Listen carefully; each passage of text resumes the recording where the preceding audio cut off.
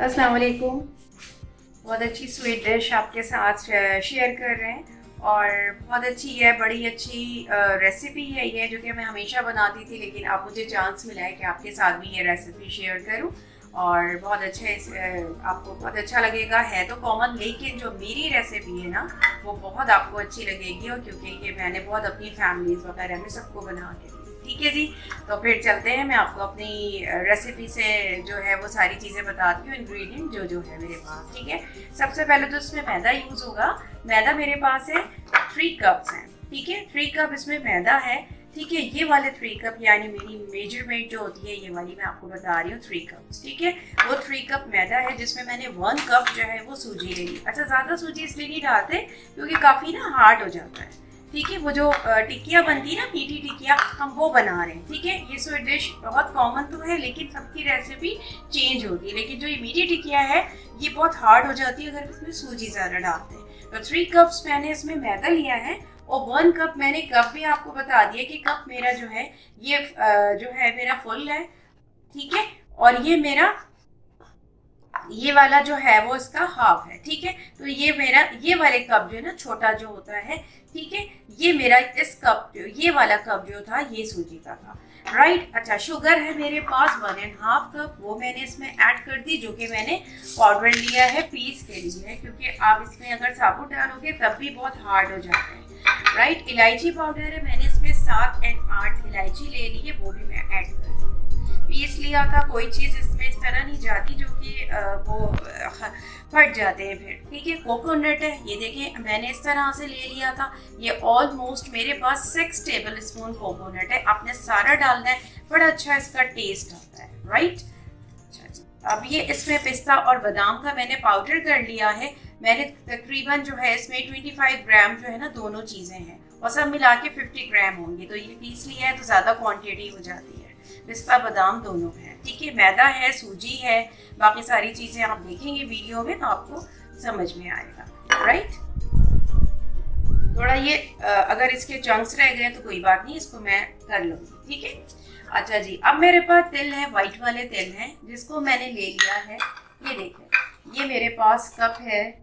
ठीक है, 1/4 कप, ये मैंने 1/4 कप इसमें तिल ले लिया है, क्योंकि आप जब फ्राई करते हो तो उसमें एक लुक आता है ना, तिल लगा हुआ होता है, तो ये 1/4 कप तिल हो गया। अब इसमें मैं घी डालूंगी।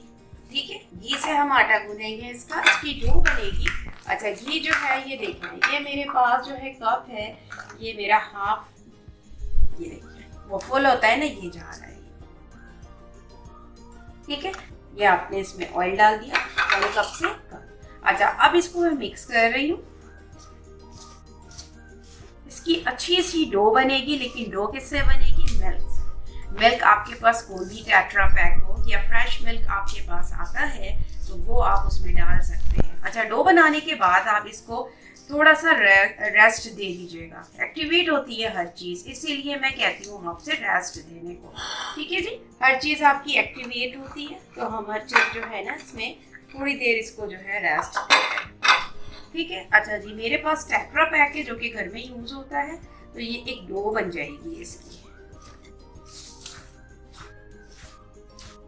बहुत अच्छी सी ये डो बनती है, और उसके बाद जो है फिर मैं बताऊंगी कि ये इस तरह से एक जगह गैदर होके और ये डो की तरह रेडी हो जाता है। ठीक है, ये ऐसे गैदर होता रहेगा तो मैं यहाँ पे रखती रहूंगी, फिर उसके बाद सारा इकट्ठा एक जगह गैदर करूंगी।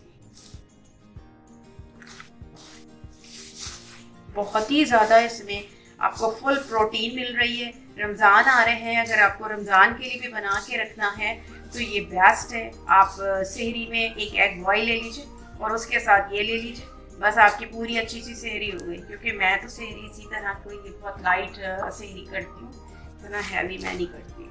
ठीक है, क्योंकि वो लाइट फील होता है आपको। ये देखिए इस तरह, और कितना अच्छा डो बन रहा है इसका ना। मैंने आपको जो क्वांटिटी बताई है सेम वही क्वांटिटी लीजिएगा, बहुत अच्छा आपका रिजल्ट आएगा और बहुत अच्छी बनेगी ये। इसको मीठी टिकिया भी कहते हैं, और मैं तो बचपन से सुनती आ रही थी कूंजे की टिकिया, लेकिन जी इसको जो है मीठी टिकिया। ठीक है। अच्छा, ये देखिए मेरा सारा हो गया डो। अब मैं सब एक जगह गैदर कर रही हूँ। ये देखिए अब ये एक जगह गैदर होगा। उसके बाद मैं एक्टिवेट करने के लिए इसको 10 मिनट्स या 15 मिनट्स रेस्ट बिल्कुल दूंगी। सारी चीज़ें एक्टिवेट हो जाती हैं हमारी। ठीक है,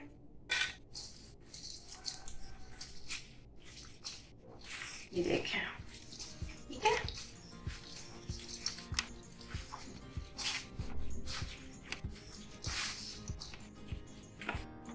ज़्यादा इसमें मिल्क नहीं ऐड कीजिएगा। उससे ये होता है कि आपके जो जब आप बनाएंगे इसको शेप देंगे, राउंड शेप इसका होता है, यानी गोल शेप की बनती है ये, तो फिर वो आपको नीड होती है कि आप उसमें जो है ना उसमें डस्टिंग करें या फ्लावर डालें, क्योंकि वो फिर वाटर उसका बहुत ज़्यादा हो रहा होता है, वाटरी से हो जाता है। ठीक है, ये देखें ये सारी डो एक जगह मैं गैदर कर रही हूँ। यहाँ पे भी डो जो भी है इसमें कोई पानी कुछ नहीं, सिर्फ मिल्क के साथ आपको इसकी डो बनानी होती है। ठीक है, यही इसकी स्पेशलिटी है। इसमें सारे ड्राई फ्रूट्स होते हैं, आपने जो भी डालना है ड्राई फ्रूट्स वो डालिए और फिर उसके बाद इसको रेस्ट के लिए रख दीजिए और फिर उसके बाद आप बनाइए तो बड़ा अच्छा इसका रिजल्ट आता है। बच्चों को भी पसंद है, बच्चे इसको कुकीज बोल बोल के खा रहे होते हैं। ठीक है,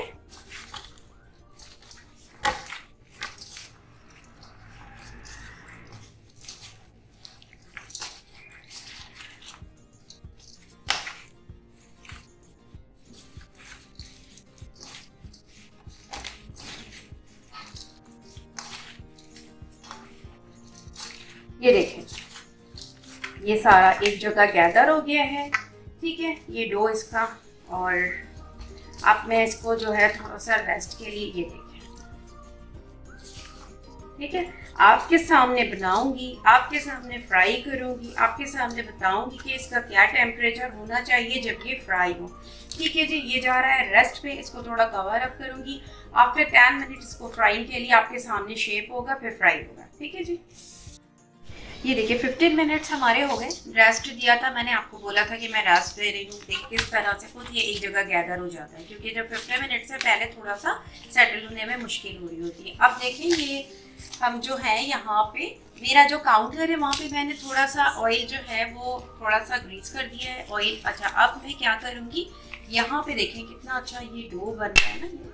अब इसको जो है वो एक जगह गैदर करने के बाद इसको क्या करना है मैंने, ये देखिए इसको सेट करना होता है। ठीक है, यही इसकी स्पेशलिटी है कि इसको आप सेट करेंगे, उसके बाद इसकी कटिंग होगी।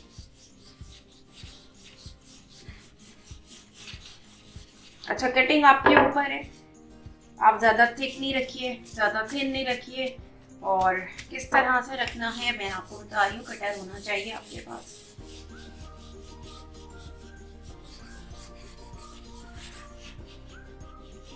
ठीक है, ये हो गया। अच्छा जी, ये देखिए ये हमारे पास कटर है, इस शेप में भी है और ये राउंड में भी है, लेकिन ये जो टिकिया होती है ये राउंड शेप की होती है। इसमें इस तरह से कटर नहीं होता, यानी कि इस तरह से जिगजैग कुछ नहीं होता, ये बिल्कुल सिंपल सी होती है, तो मैं ये वाला यूज कर रही हूँ। ठीक है, शेप ये देखिए ये आपका आ गया। ठीक है,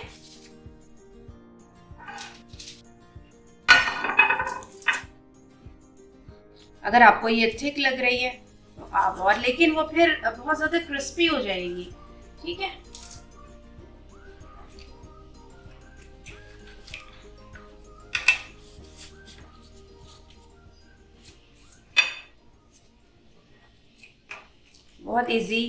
बहुत ही इजी तरीके से आपसे कट हो जाएगा, क्योंकि ये बहुत इजी है ये। और ये जब आपके सारे जो एक्सेस बचेंगे उसको दोबारा आप एक जगह गैदर कीजिए और दोबारा बना लीजिए। राइट, ये देखिए कितना अच्छा।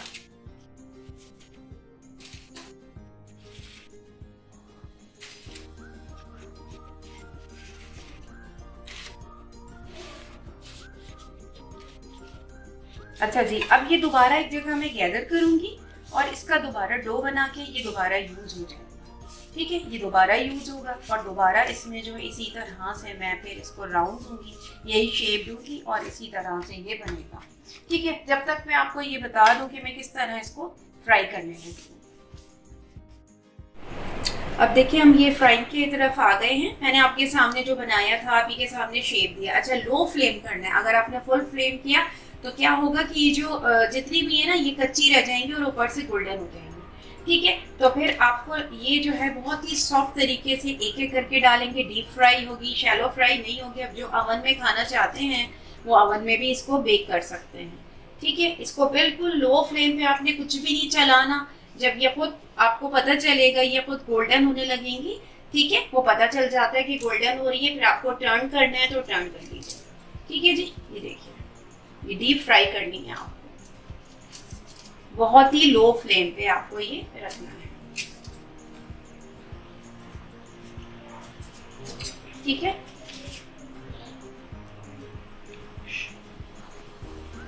ठीक है जी।